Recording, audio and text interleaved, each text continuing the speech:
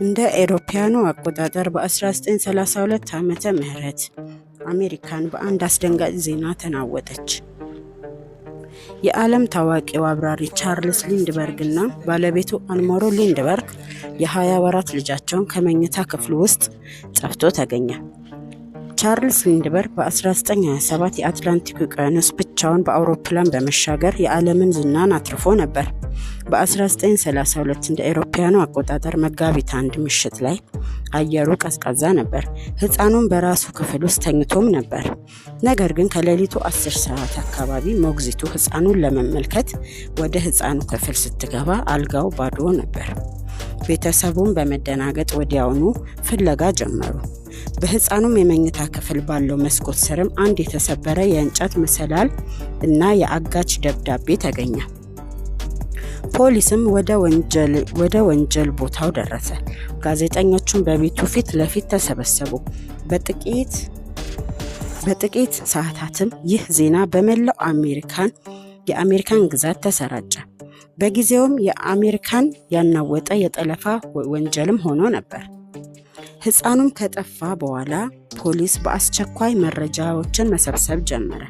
ከሕፃኑ ክፍል መስኮት ስር የተገኘው የተሰበረ መሰላልና የአጋቹ ደብዳቤ የጉዳዩ ዋና ማስረጃ ሆነ።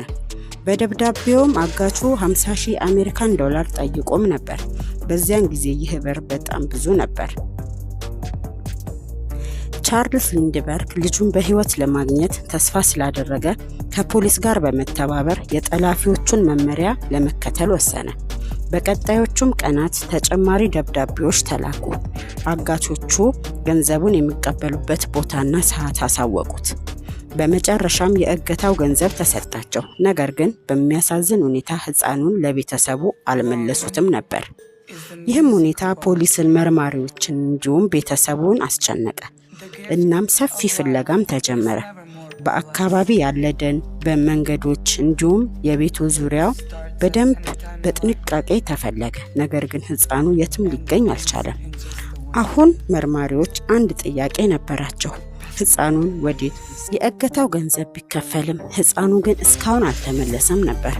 ፖሊስና የፍለጋ ቡድኖች ለብዙ ሳምንታት ፈለጉ። እናም በመጨረሻ ሕፃኑ ከጠፋ ከ2 ወራት በኋላ በቤተሰቡ መኖሪያ ቤት በአቅራቢያ ባለ ሕፃን ልጅ አስክሬን ተገኘ። በጊዜውም የነበሩ ባለስልጣናት በማስረጃ ምርምርና በሌሎች ምልክቶች አማካኝነት የተገኘው አስክሬን የቻርልስ ሊንድበርግ ልጅ መሆኑን አረጋገጡ። ይህ ዜና በመላው አሜሪካን ሐዘንን ፈጠረ።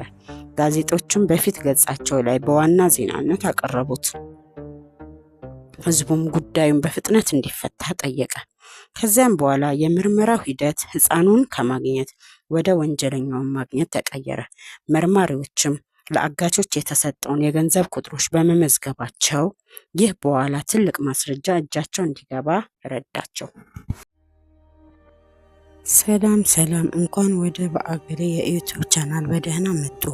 በዚህ ቻናል ከእውነተኛ ወንጀል ጉዳዮች፣ ከፖሊስ ምርመራዎችና ከፍርድ ቤት ሂደቶች የተገኙ ታሪኮችን በጥንቃቄ እናቀርባለን።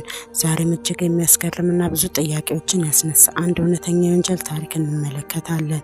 ቻናላችንን ገና ካልተከታተሉ ሰብስክራይብ በማድረግ እና የደወል ምልክቱን በመጫን አዳዲስ ቪዲዮዎቻችንን በመጀመሪያ ይመልከቱ።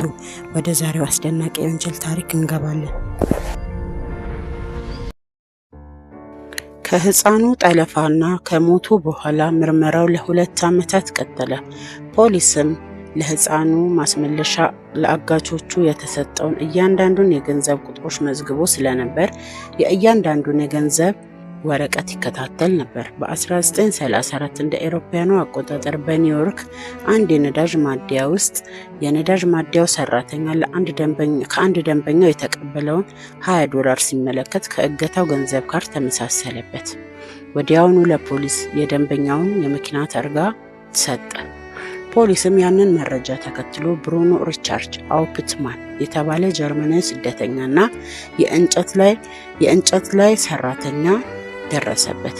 ፖሊሱም በጀርመናዊ ቤት ውስጥ ፍተሻ ሲያደርግ በቤቱም ውስጥ ብዙ መረጃና ማስረጃዎችን አገኘ። የእገታው ገንዘብ እና በተጨማሪ በቤቱ የተገኙ የእንጨት ዕቃዎች ከጠለፋ ቦታው ከተገኘው መሰላል ጋር ተመሳሳይነት እንዳላቸውም አረጋገጠ።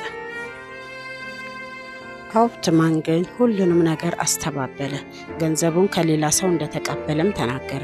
እንደ አውሮፓውያኑ አቆጣጠር በ1935 የተጀመረው የፍርድ ቤት ሂደት በሰፊው አሜሪካን ተዘገበ። ጋዜጠኞችም በየቀኑ የፍርድ ቤት ዜና ያቀርቡ ነበር።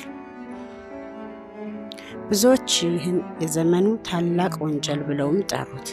ከሳምንታት የፍርድ ሂደት በኋላ ዳኞች ብሩኖ ሪቻርድ ሃውፕትማንን በሕፃኑ ጠለፋና ግድያ ጥፋተኛ ነው ብለው ወሰኑ።